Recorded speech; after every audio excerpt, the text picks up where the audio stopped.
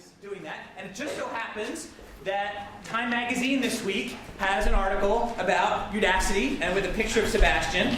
So it's also very good timing. And I'd like to say that, that's because I'm brilliant and my timing is excellent, but it's just dumb luck. I just happen to have a really, really talented friend. So if we're ready to go, are we almost ready to go? Yeah, I need to. Okay, so I'll tell one brief story. So I asked Sebastian a moment ago if he was ready to start. He said, "Sure, I'm always ready." Which reminded me of a story. When he was living in Pittsburgh as a professor at Carnegie Mellon, the Pittsburgh Marathon went right past his house, and he said, "Yeah, that looks like fun." So he went inside and got his spouse's sneakers and put them on and ran the marathon.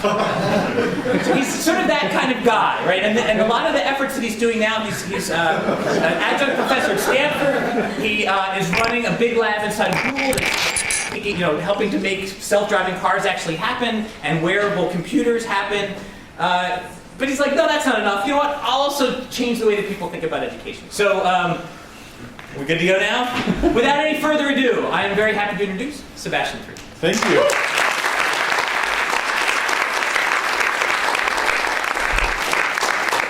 I have a very sweet spot in my heart for Brown University, partially because I'm a Brown today. Our head instructor is Andy Brown, and I had lunch with Governor Brown on Sunday, so somehow being surrounded by Browns today. But all the students that I ever met from Brown were happy people, and that's very impressive. I say that without preparation. So thank you, Michael, for the introduction. It's been a real pleasure spending my academic life with such great people like yourself. And I also want to introduce, I'm not the only online educational person here today. There's also some wonderful, wonderful people from edX, MIT, Harvard, and most recently Texas and UC Berkeley's online education company. The competition, so to speak. Friends. Joe actually worked with us for a while, and then he realized we are so chaotic, it was time to go back and start his own education venture called edX. And then somehow persuaded MIT to put $30 million into it. Great salesmanship. But I'm extremely pleased about what's happening right now. I can't believe what's happening. It's only been a year since we started our first class.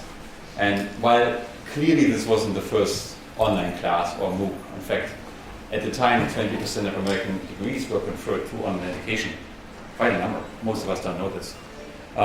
It's somehow, this one class that he did, will tell you about, ignited some energy among the students and the professors to really go for it. And about that time, edX came up and Coursera came up, and all of a sudden we see a real proliferation of online classes, which I think is great. We see also an amazing amount of experimentation, which I think is fantastic. So to me, seeing edX and our former employee Porter here is a great treat. And it's a great treat to be talking to you. So, this is going to be a lecture about why I hate lectures. So raise your arm anytime. I love quizzes. I should quiz you at some point. How many of you are in Udacity? So, very briefly up front, before I tell you the story about Udacity, a few words on our mission. I've been an educator all my life, until recently I had tenure at Stanford. And through a sequence of things that I'll tell you about, I got really interested in seeing if we can make higher education available to everybody. I think it's the most important thing that a human being can do, because human resources and people are the most important resource on the planet, and everything that people make and do comes through education. For you, this might be relatively trivial and obvious because you made it into Brown, but if you're in Africa, if you're in India, in the developing world, if you have medical problems, that might not be quite as obvious. On top of it, we have a very strong commitment to the pedagogy of online education. We strongly believe that online is different from offline classroom, and we reject everything that smells like replicating the classroom experience online. And then my company that I started, called Udacity, also connects students with employers, and I'll tell you more about this in a second. So let me tell you the story of Udacity. Last year in February, I attended this conference called TED, which people have heard about? And there was a speaker who gave hands down the best TED talk that year. And he was a former hedge fund assistant manager who had decided to quit his job to build YouTube videos that explained his nieces how to do basic high school math. And he gave a talk about these videos. His name was Salman Khan. He had spent several years building up an entire website full of several thousand videos. And his videos were being viewed and changed the lives of tens of millions of students in the world. So here I was, the Stanford professor, who just had listed a class for the fall on artificial intelligence, teaching my 200 students. And there he was, the person who had no doctorate, maybe he had doctorate, but still no educational experience, teaching 200 million students. So I felt a little bit embarrassed.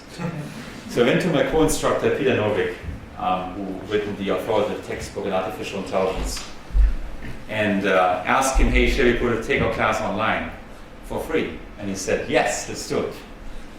So we sent an email, and that was all we did, to the AAAI, which is a professional organization that sent it to a distribution list of about 1,000 people.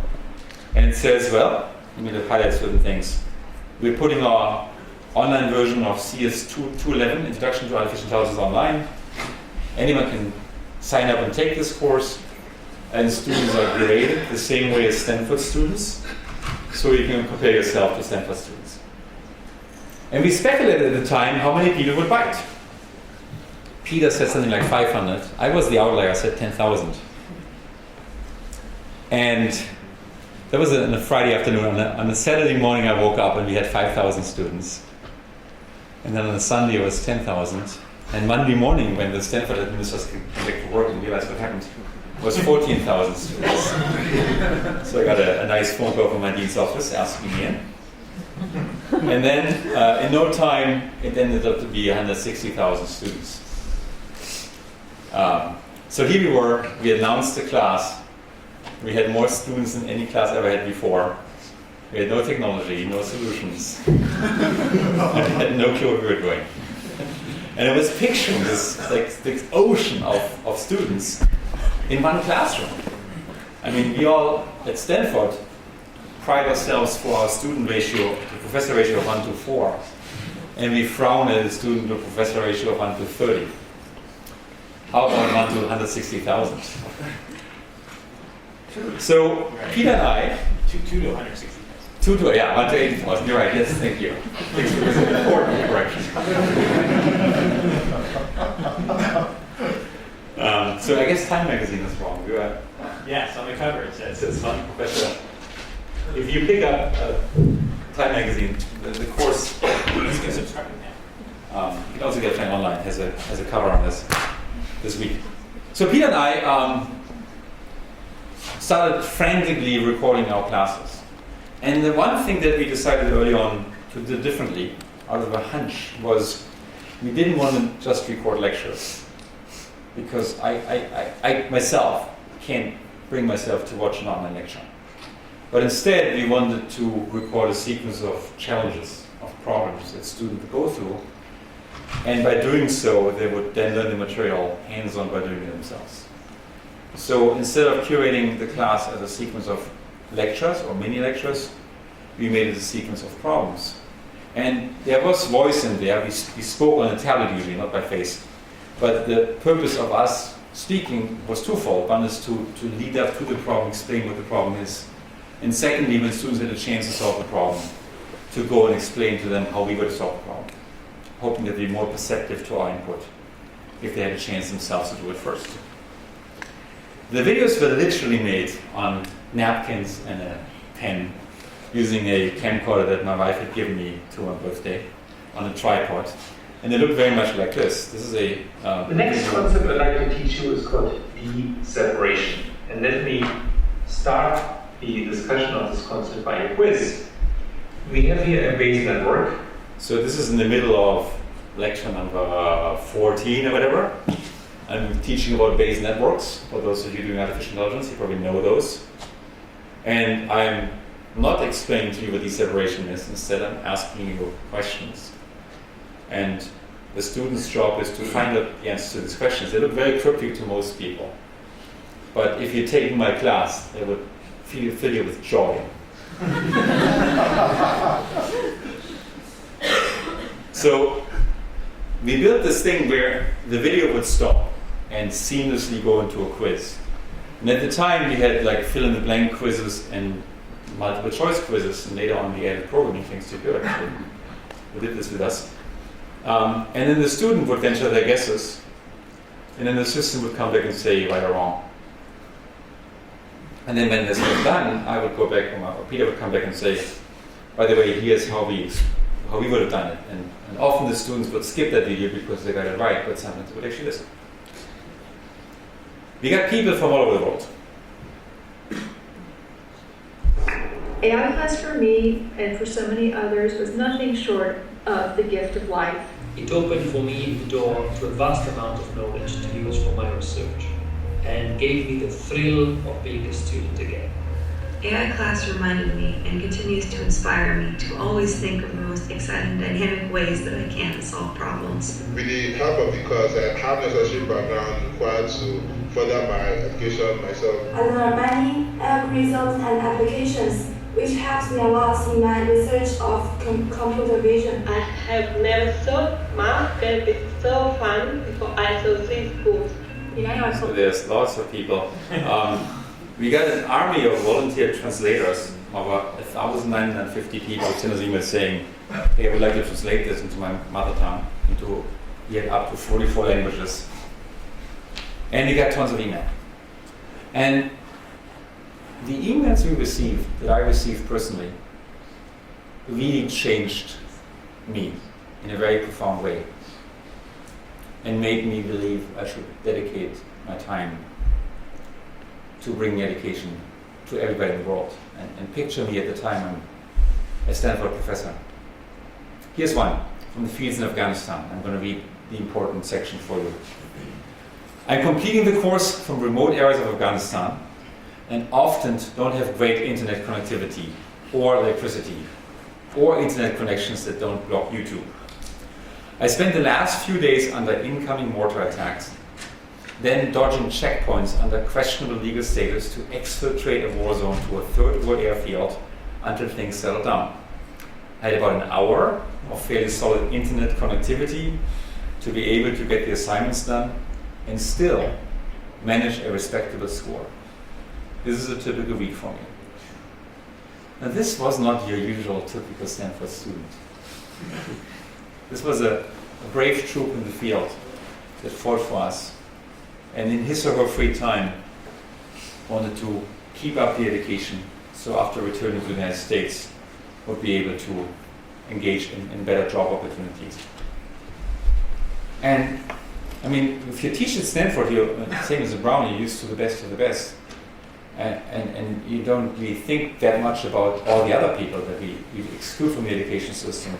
But these emails painfully reminded me that these people actually existed, and that an experiment I was doing, partially just out for fun, had a profound impact on their lives. Here's another one. This is written by Sabrina Green, a single mother of 2 children.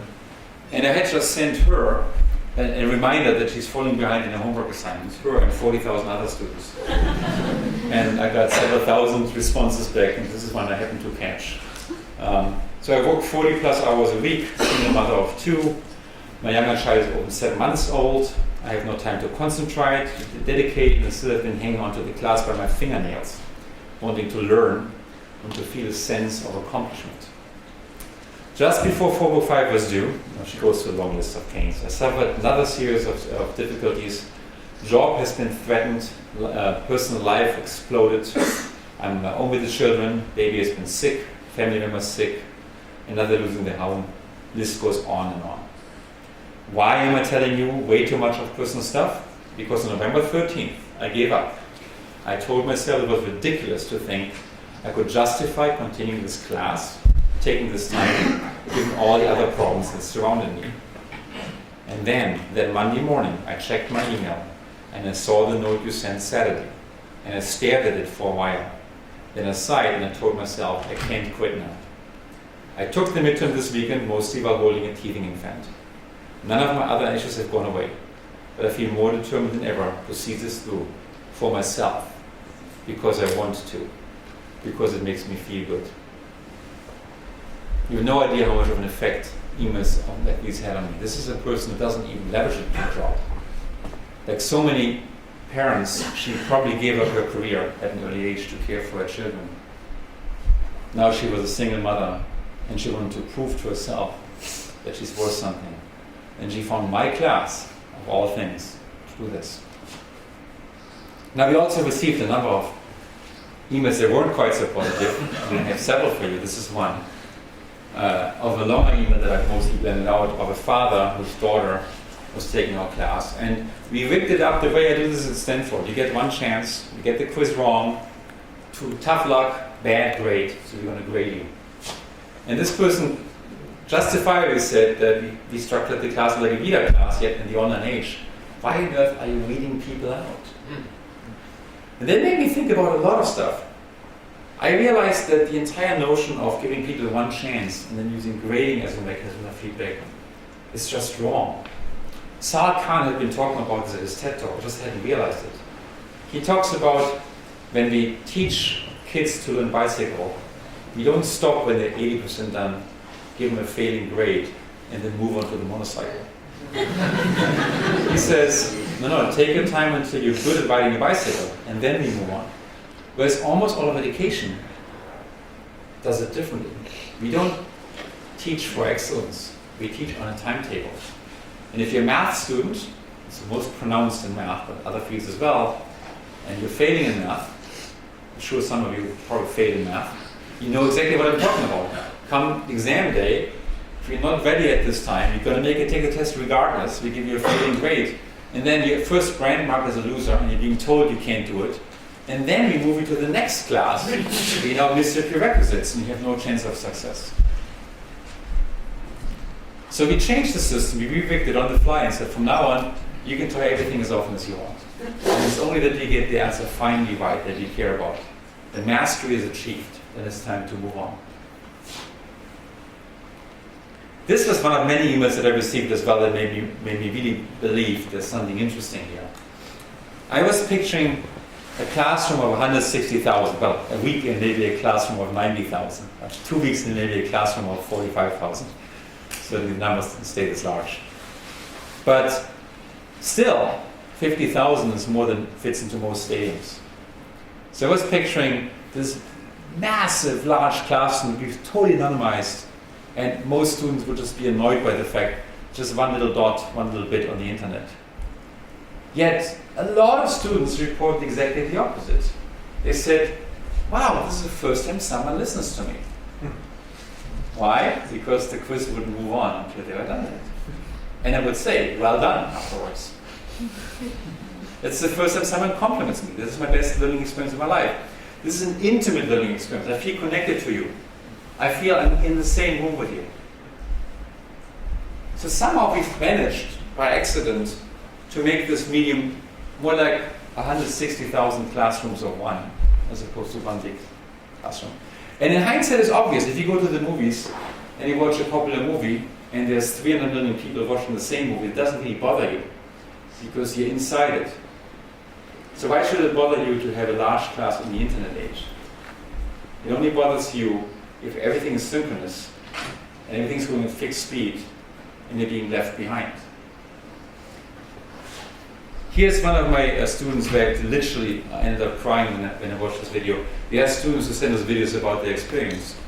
And this is a lady, I'll let her speak for herself. Hello, my name is Melody Bliss, and I was an advanced track student at Stanford for the online Introduction to Artificial Intelligence class, taught by Professor Sebastian Thrun and Peter Norvig. I am also a disabled woman going through dialysis 3 times a week. In addition, I am still working full-time as a systems engineer for a local company. Because of this, I went to this class knowing that I would have serious constraints upon my time, and that gave me some trepidation going into the class, since there would be many days where, due to the dialysis or other factors, I just would not have the energy to even watch a short video. The enthusiasm that the professors exhibit, however, throughout the class engages you, energizes you, and affects you with the same enthusiasm for the subject. The short lectures with quizzes helps you realize that yes, you are understanding the material, and if you realize that you are not, it is easy to go back and review the information until suddenly you get that light bulb over your head effect. What I love most about this class, however, is how it has given me new ideas and how I can possibly implement AI practices in the work that I do today. This has been one of the best classes that I have ever taken, and in my opinion, a wonderful use of the time that I hold precious to me. So I urge you, if you are considering taking this class, to do so. It has changed my life, and I believe it can change yours too.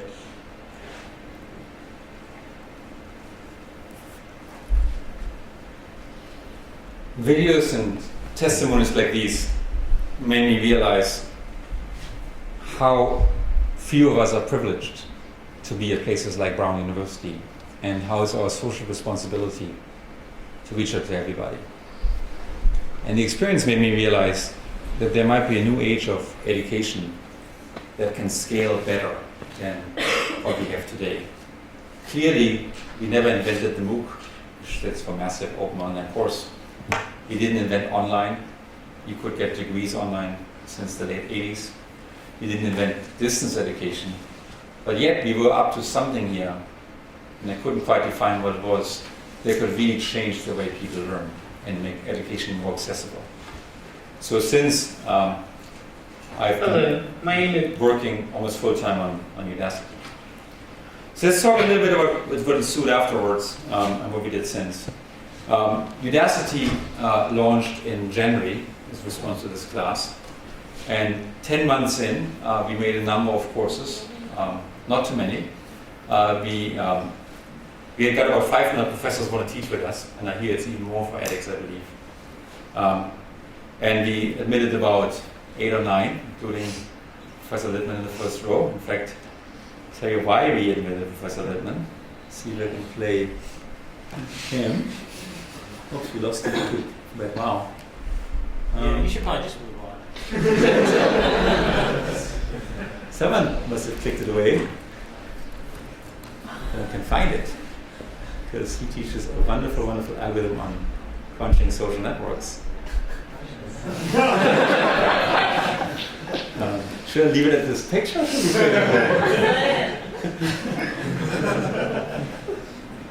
Hi, I'm Michael Littman. I'm going to be teaching CS 215 for Udacity. Let's go out on the street and ask people about social networks. Are you familiar with social networks? Well, I use Facebook and Twitter. So are you familiar with social networks? Yes. Do you know what a social network is? I know a little bit. My kids use Facebook. I'm not sure. I don't know how it's effective. So you a tweet or a tweetee or a tweeter? A tween? I think I'm a tween. Probably not quite. Unless you just want to. You're already filming? Oh, how many friends do you have on Facebook? Like 435. And you know everybody, all those people? They're all, I only add people I know. How many friends do you think your dog would have? Probably more than me. So what do you think a social network is? I don't know, really just any type of connection between two people, kind of on a community level. Excellent. Do you think we have any friends in common? Probably not. No. Probably not. Do you think we have any friends in common? I don't know. I don't know enough about you to know that. Not New Jersey. I'm from New Jersey. New Jersey scares me. Is it me? Well, yes. Now I know too, actually. We are now connected in the social network. Actually, I don't even know your name. No, that's true. Will you friend me? Probably not. Hi, I'm Shannon. Now we know each other. Okay. Any friends that we would have in common? I'm gonna guess yes. Oh, so how would we figure that out? We would start talking maybe about like shared interests or shared work fields, and then see if we knew anyone in the same field. Let's just see where this goes. Well, I don't know her last name. I know her first name is Mariana. I don't know any Marianas. Any connections to New Jersey? Ex-boyfriend. Am I your ex-boyfriend? That's not a connection that we have. So, clearly walking around the streets talking to random people, not a very efficient way to analyze your social network. For a more efficient way, take CS 215. See you there.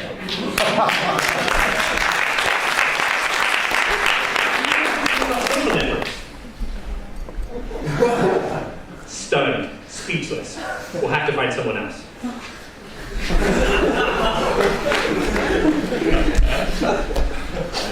We have a lot of fun. We also send students to different countries. In fact, the cover article is about one of our classes, and the instructor is Andy Brown.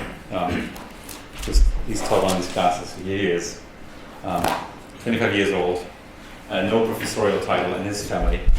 We have about 16 courses. Actually, there's 14 online right now, 4 new ones announced recently. Total 800,000 sign-ups. We are the second largest, I guess, right now, or maybe third largest, I can't tell. I guess second largest. Second largest, whatever that means. I'm not taking part of the sizes. But we issued about 50,000 certificates. In my AI class, we issued 23,000 certificates, which is quite a number. In that specific class, I can pride myself with Peter that we taught more students artificial intelligence than all the other professors in the world combined. We have a CV site, the numbers are a little outdated, but we have 350 companies that receive CVs from us. And we help them hire, and we placed over 20 people in jobs so far directly, and lots of people use our certificates to find jobs on their own and report about this.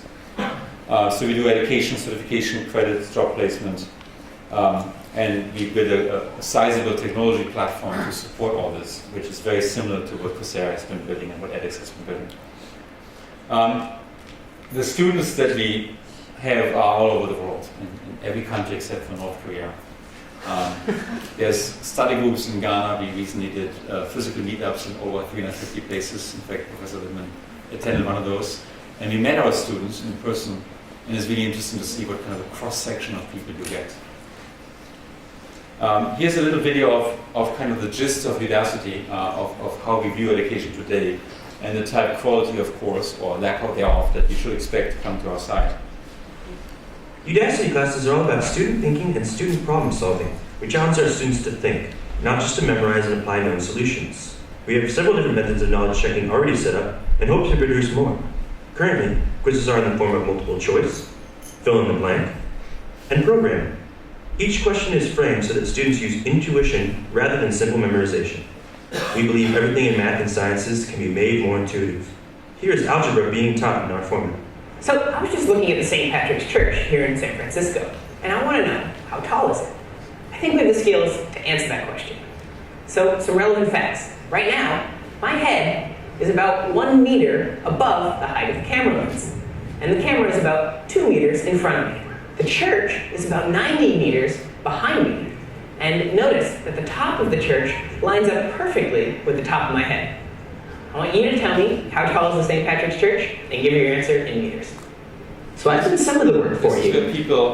And your job is to tell me what's the height of the church, and you can enter your answer here in meters.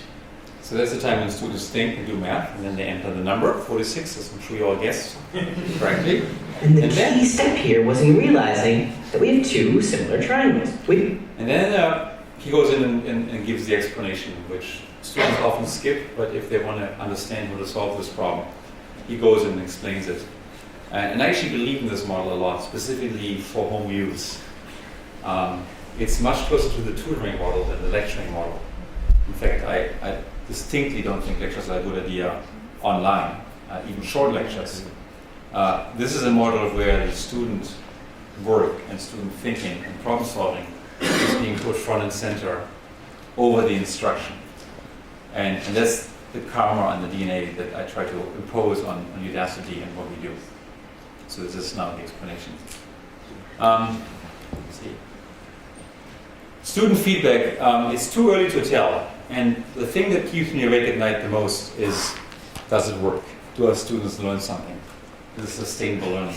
Because if they actually feel motivated, if they like the experience, as tens of thousands or hundreds of thousands have done, and if they learn something, then you might actually be able to carry education to the world basically for free. But some of the positive feedback we received is we did a competition among high school students over the summer to take college classes, to get college ready. And 99.5% of our high school students voted they would happily take another Udacity class in future summers. We asked our college-educated students how does it compare to the speed of learning at college, the rate of learning. 75.5% prefer Udacity classes. And then in our artificial intelligence class, I was afforded the possibility to compare and stack rank the Stanford students with the online students. And of course, there were many more online students, so you expect that they do well. but it blew our mind that 411 out of 411 best online students trumped every single Stanford students academically when it came to the homework assignments and the exams. That meant for even the best Stanford students, we could find in the world 411 students not at Stanford that were as strong or stronger in this one class. And that to me is really interesting because it means there's a lot of people who are left out of the elite American education system that should be part of it. And that we can find if we really reach out to them. We have very restrictive admissions, and congratulations to all of you being admitted to Brown. It's a major feat. But with that comes that people who don't quite fit the mold, who don't quite have the right socioeconomic status, whose parents didn't pay diligence with these things you have to do to get your kids to college. That those kids are left behind. And they never really get a second chance in the education system. I yet have to see someone at Stanford and the undergraduate program who's over the age of 30. I have many more examples of classes. I want to show you one or two. The physics class is being reviewed in Time Magazine. It's a cover article. It's one of our better ones. And let's see this place.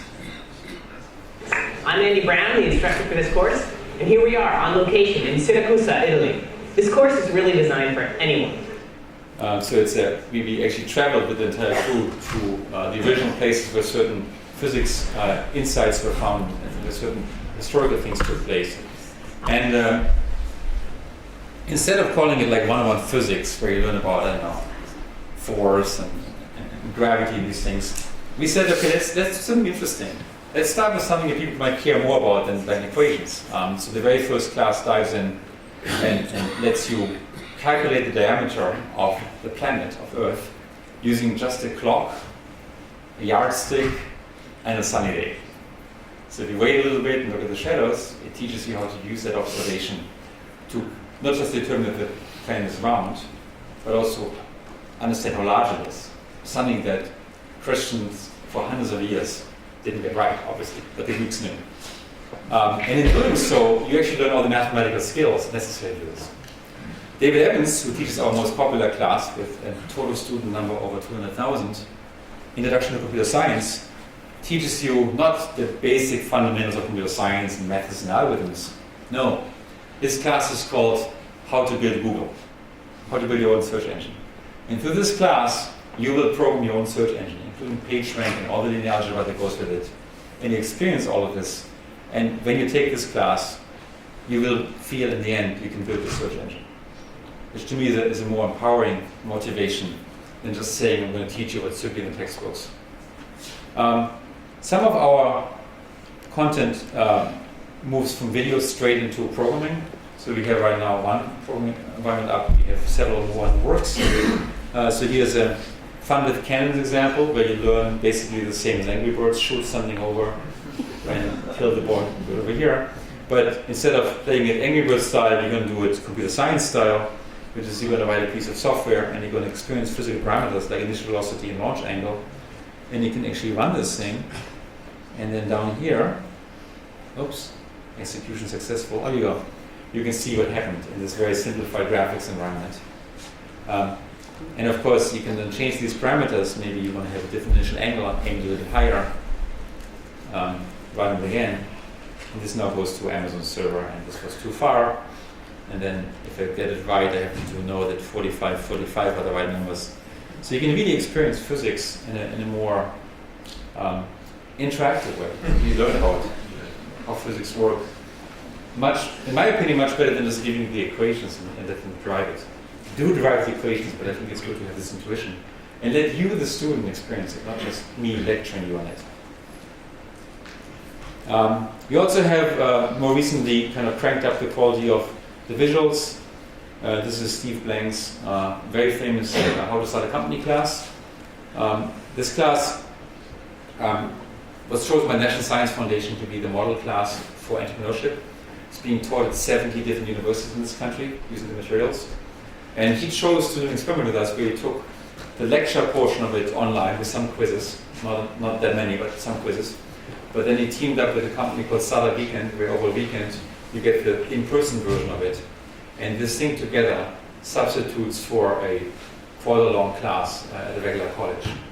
And it's an interesting model because it really says perhaps we can cache away some of the learning onto the online world and then condense the physical experience of being together, thereby enabling people to participate in this that have a job that can't really spare the time off in college.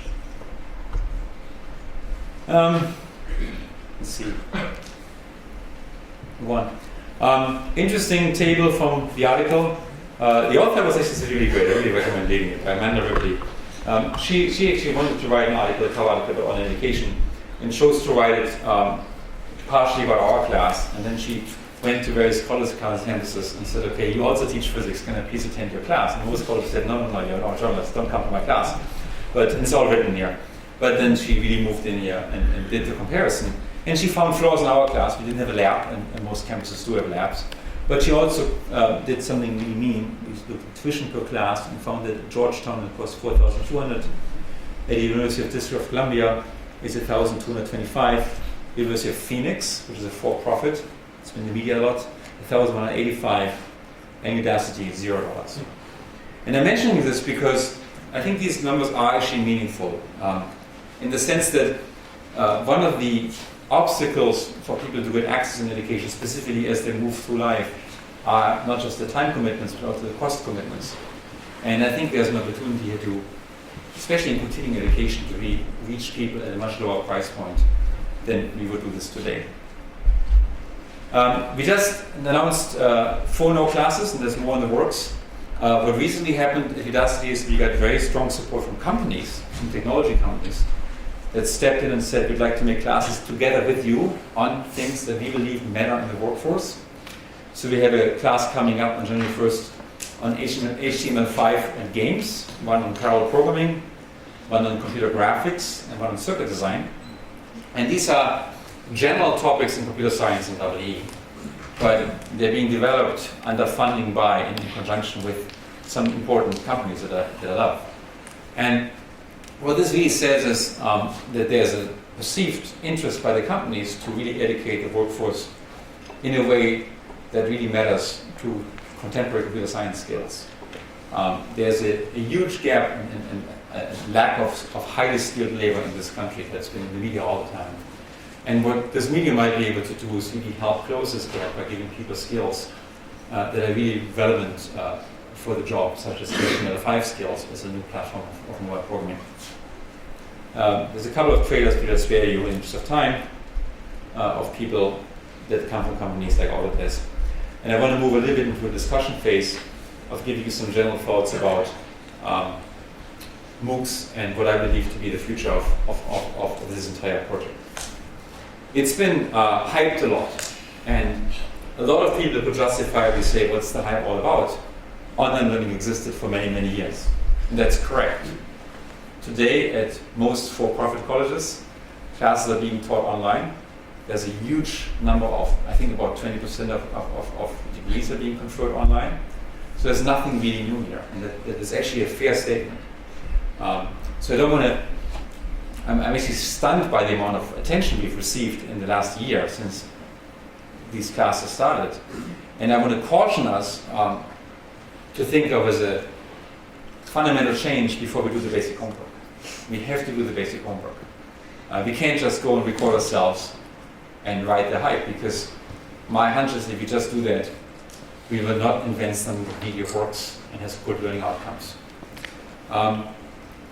However, the one thing that we aspire to really change is to really invent something that exploits the strength of the internet over the strength of the classroom. In many, many media, where digital or technology means affected the medium, ultimately what was being done changed fundamentally to a completely different product. So take, for example, stage play. 100 years ago, when celluloid came along and the first movies were made, the very first full-featured movies were actually movies of the stage play.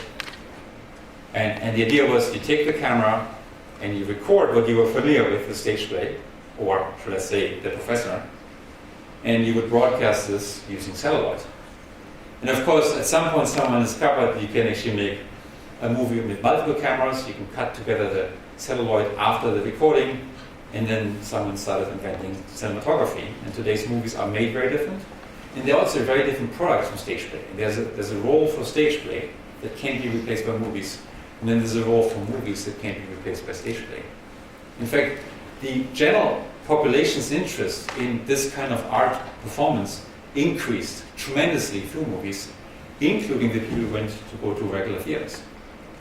But the key thing I want to drive home here is that in moving to this seemingly similar, just recording medium of celluloid and sound recording, the entire experience changed. The movie industry has found the sweet spot for making movies, and it's very different. Similar with radio and television. Early television was literally a radio reporter reading a script in front of a camera. How different is this today? Newspapers and blogosphere, very different. Encyclopedia versus Wikipedia, very different. They're not just plain replacements, but they really add an entirely different dynamics to it that is really fundamentally different from the original medium. So I think the same will happen in education. This is not going to be a replacement of existing classes or campus experience. It's going to be a very different experience. And our commitment really is to find out how to make this experience maximally educational to students.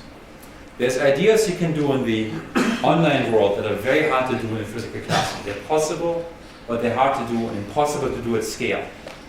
One is self-paced learning. A lot of the learning we encounter in places like Brown, because Brown is a good place, it's very advanced in the dimension. Many conventional colleges have fixed deadlines, and you do too. And if you don't make your mastery by the deadline, you just get a lesser grade. As Salman Khan has pointed out, the ability for students to pace themselves, to rewind the professor, in his experience, had let C-level math students go to an A+ grade, just some extra time. Adaptive learning, something that Carnegie Mellon has pursued intensely, and we intend to pursue as well. The idea that not everybody has to take the same path. Right now, the MOOCs are basically one fixed path, and a drag with the same material, whether or not you know similar triangles or you care to know. But why not make the medium so that you as a student, you have an impact, and the medium tailors itself to what is best for you. Reactive learning and projects. Most of real learning outside the classroom actually doesn't take place in classes, but takes place on an on-demand basis. When you care about learning something, you go to Google and you learn it. We can do this so much better online than we can do this in classrooms. Because in classroom, we're kind of forced to go through the same curriculum together. And then assessment. In assessing students, we find that academic assessment is only one dimension of assessment. It doesn't capture what's often called the soft skills. The soft skills are the skills, how do you collaborate? How do you empower others? Collaboration in the academic trade has a word. It's called cheating. Right? But employers really value the ability to collaborate. So when we place people in jobs, perhaps the most important factor in our placement has become how socially productive and empowering are the individuals. And the people who are most successful, including our hires, are the ones who are most active in a positive way in our discussion forums. I want to also point out something embarrassing. This is a blog post about my class by an anonymous poster on Angry Math. We since found out who he is, and I'm in contact with him. Positive contact. It's not your AI class. My stats class. In brief, here's my overall assessment. The course is amazingly, shockingly awful. It is poorly structured. It evidences an almost complete lack of planning for the lectures. It routinely fails to properly define or use standard terms of notation. It necessitates occasional massive gasps when magic happens, and results in non-standard computations that would not be accepted in normal statistical work. In surveying the course, some nights I personally got so seriously depressed at the notion that this might be the standard fare for the college lectures encountered by most students during their academic careers. Now, needless to say, this was not exactly a fan of MOOCs and online education. And needless to say, in this actually very detailed review that I actually appreciated despite this negative connotation here, he had a very different style. He was a very classical professor. He took offense on the fact that he asked students questions first before giving them answers. And he felt the lack of formalism, which I personally liked. He took offense. But the reason I'm telling you this is not because I want to show how bad my classes are. The reason I'm telling you this actually is amazing. It adds an entire level of honesty and scrutiny to education. Like, this guy could see my class, and he could comment on it, and I could comment back. And he posted a blog post, and I gave my comments back on my blog post. All of a sudden, education becomes more transparent, it becomes measurable, it becomes comparable. It's a very powerful idea. And even though I got embarrassed with this posting, I think it helped me improve my class. Let's talk about this. Today, when I teach, I have a set of myths that I picked up from my own instructors, how things work. And I can argue vigorously about my style of teaching is better than my neighbor's style of teaching. But I don't know. It's not a data-driven science. It's more like a medieval discipline, where you have a number of rules that are given to me. In fact, I personally never took a class on how to educate. I just became a professor. That's how you, I mean, as a TA, I think you take a class, but as a professor, you don't. What this medium affords us is data-driven development of classes, and that's what we actually do. And that's partially why the statistics class was a bit confusing, because we had a couple of experiments in there. The idea is, make a class, put it online. Soon we'll be able to have that cycle within minutes. And then see what happens. Look at the retention. Look at the quiz rates. What if you could run an A/B test? What if you had an argument whether putting additional exercise in or not makes a difference? Just put it in. Give 50% of the students this path, the other 50% this path at random, so it's a true test. Because it's a MOOC, there's always 100 people there, or 1,000 people. So an hour later you could know. Male voice versus female voice. Should we show the face or not? PowerPoint or non-PowerPoint? And that one's obvious. Or maybe not. We can actually use this to make a class a living animal. I know that these studies exist. K-12 is full of studies. I'm sure people have studied how to teach Western engineering. The fact that I never ever read a paper in this area just means it's not working. In my own experiments, if I dare to run them, it would take a year or two to complete because that's the time of iteration cycle that I have. And it's confounded by so many other things. It's really hard to sort things out. Here I can do a microscopic experiment, and within a day I can improve it. That to me is extremely exciting. This might be controversial, but I want to bring it up anyhow. So professors, please listen away. But there is an element in, especially lectures, that is very professor empowering. And me standing here empowers me because I drive the dialogue. I control the show. I feel that if we put the student front and center, we wouldn't lecture. We would really go and put the exercise front and center for the student. There's a huge number of elements in my education that I had in the past, including my harsh grading tactics, that are not student empowering. And I really try to drag it back to the student's learning effects maximized. My guiding principle, by the way, for empowerment is that there's learning environments that are completely different from what you're used to in classrooms, yet work unbelievably well for what they're designed to do. And one of my favorite ones is Angry Birds. I'm sure many of you know Angry Birds. It's a video game. There's no professor, there's no lectures, there's no math. You dive straight in, but you do learn physics. You learn how birds and slingshots affect little walls and kill pigs. And the only flaw of Angry Birds, in my opinion, is it doesn't get you to a master's of physics. But if you could keep that engagement up in this sequence and get all the way to the master's of physics, you might make learning unbelievable fun and still learn a lot. So that kind of theme is something we should get to in education. And we're clearly not into enough. Here's my last point, or my second to last point. Organization of life. Okay? This might be somewhat simplified, but by and large, we have an initial phase where our kids just play, and then we educate them in K through 12 all the way to secondary, post-secondary education. Then they work, and there's usually no significant education during the work time for most people. And then they retire. I think it's fundamentally flawed. You should just abandon this. This is actually the result of having to be in a classroom because the commitment you're making to being students is significant. If you have to be in a physical classroom, you better take time off. When can you take time off? Well, only doing a phase during your life. And this model made a lot of sense when the world wasn't moving fast, right? Before the industrial age. When you died and when you were born, there wasn't that much delta in what happened in the world. And you would typically have one job, not 2 or 3 or 4 jobs. But today things are moving so immensely rapidly. There's a lifelong educational need. So what I propagate is a picture like this. Play, educate, work, and rest at the same time. And the varying degree might change over time. Obviously my 4-year-old son shouldn't be working too much. But he works some in my opinion. And we should keep playing, of course, during our adulthood. But this to me is a much more rational model.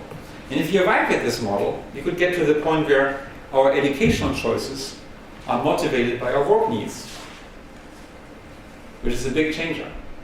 And then we could conceivably keep up the education as the world changes and stay educated. And that's a big deal. If you are mid-career and say you sit in Detroit, be an automotive engineer, and your company downscaled and you lost your job, how on earth today do you become up to date and become a computer engineer? There are paths that are extremely expensive and extremely uncomfortable by enrolling into for-profit colleges. But society doesn't really provide a good way for us to stay educated in a systematic way. So I hope that what MOOCs can do in the long term is really affect education.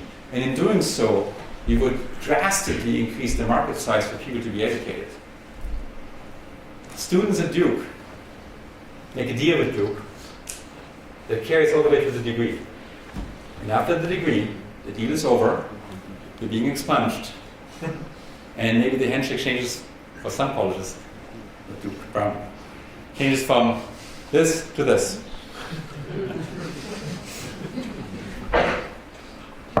That is only true for colleges, right? It's not true for my water company, for my cable company, for my HMO.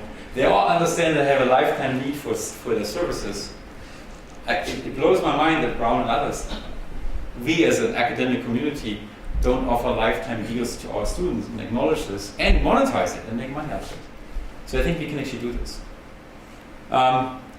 Looks like I lost my final slide. And my final slide shows David Evans. And that's one of the wonderful side effects that has occurred in doing this, which is now that professors can have 100,000 students, professors can become rock stars. And David Evans has 200,000 students. He's our biggest rock star. He's being recognized on the street by random people saying, "Professor, I've taken your class." It's such a great thing to have great educators, can reach great many people. That alone makes it totally worthwhile. Thank you.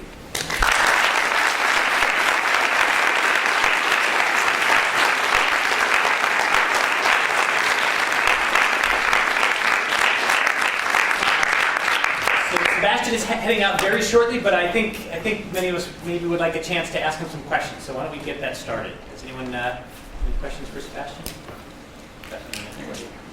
So over the past year, Coursera has added a lot of courses, and one thing I've noticed is that your university has a lot of company-driven courses right now, and Coursera has a lot of it driven by Holley.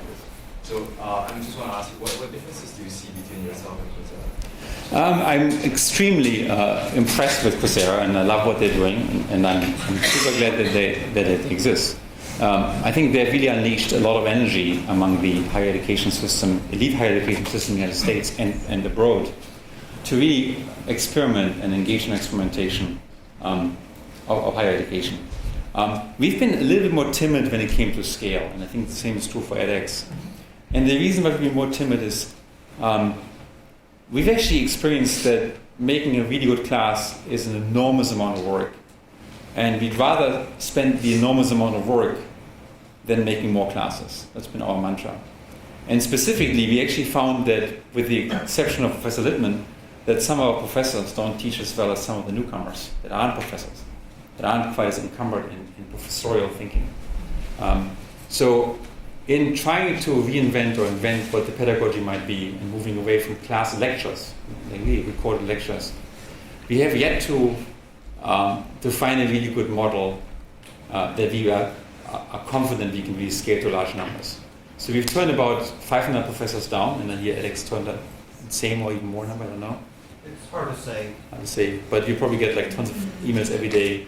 Well, they go through departments, so we're not the filter. The filter is Eric Grimson at MIT and a few other people. So it's a somewhat different process. Right, but so there's no shortage of interest. To me, honestly, the intellectual thing here is to really understand the medium before I blast this out. And in totality, what is really happening is an amazing amount of experimentation, and I love that.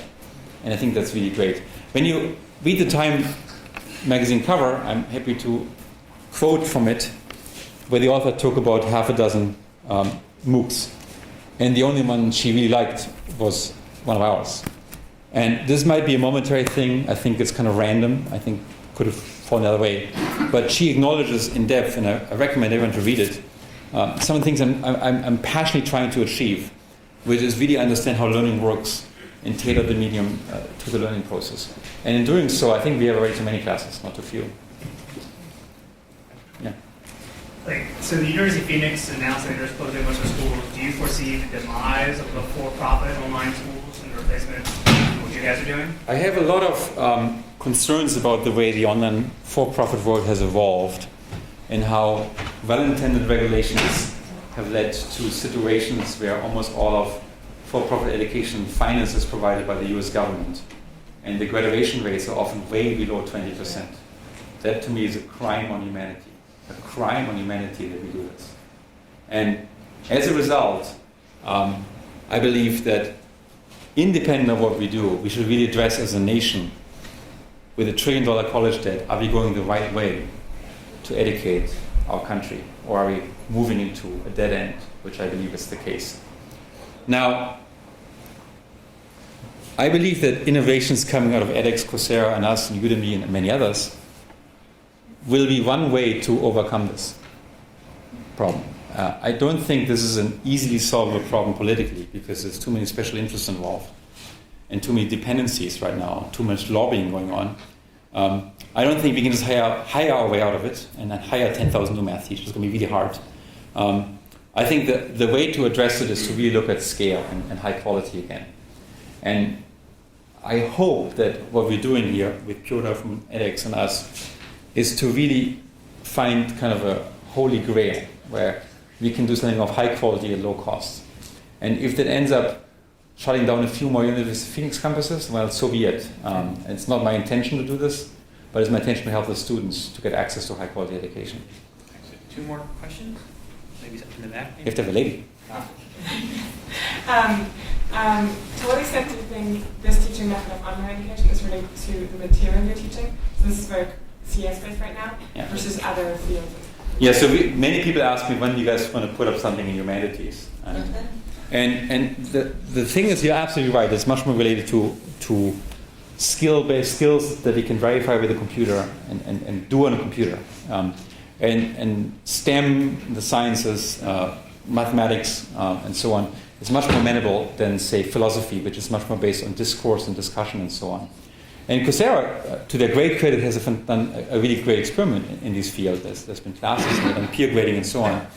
I personally don't feel I'm ready to try this. I think I have a lot to learn, even in this smaller area of technical classes. And I believe at this point, these technical classes are actually better suited for the medium that we have. They also happen to be more neat, and we can get companies to fund us. It'd be harder to do this for philosophy. Side effect. I think when it comes down, this kind of style of teaching will just not scale to humanities. I don't think you can learn how to be a great philosopher by going and check boxes on a website, right? And there's been wonderful work to Coursera and others to test these things out. And I'm patiently looking at this and see when time is right for us. But at the present point, we are still stuck with the technical stuff. Yeah, very right.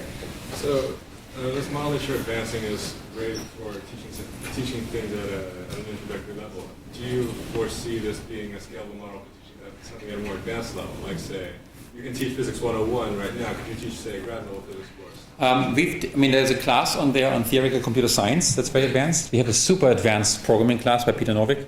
My artificial intelligence follow-up class is a class on how to program a self-driving car, and it gets as far into AI as you'd normally get in any like advanced graduate level course. So yes, I believe there's an opportunity to go much deeper. I think the medium itself is not necessarily just very, very basic skills. In fact, I find basic skills sometimes even harder to teach because you need more intuitive methods. And the very advanced students, I can say, here's Python, do it, right? But go to a high school student and say, here's Python, do it. Or to a remedial student in a community college, they're going to just go crazy. So I think to some extent, the work necessary to make it tailored towards the incoming students is also very hard. And I have yet to see that it wouldn't scale to really complicated things. The stuff we're doing with NVIDIA, for example, and parallel programming is really advanced.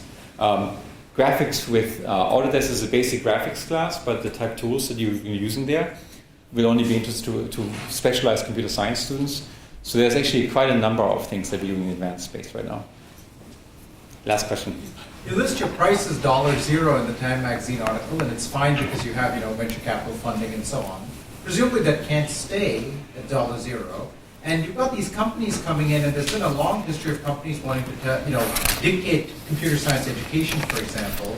And there's at some point you're going to have to figure out, how to not let them take over your curriculum. How does that play out? There's two different questions. So how would companies not take over? The deal with the companies that are funding us right now is, this is not a corporate class. It's not corporate advertisement. Your instructor will be in there, and by virtue of this, obviously, people will know it's funded by you. But it has to be a basic computer science class.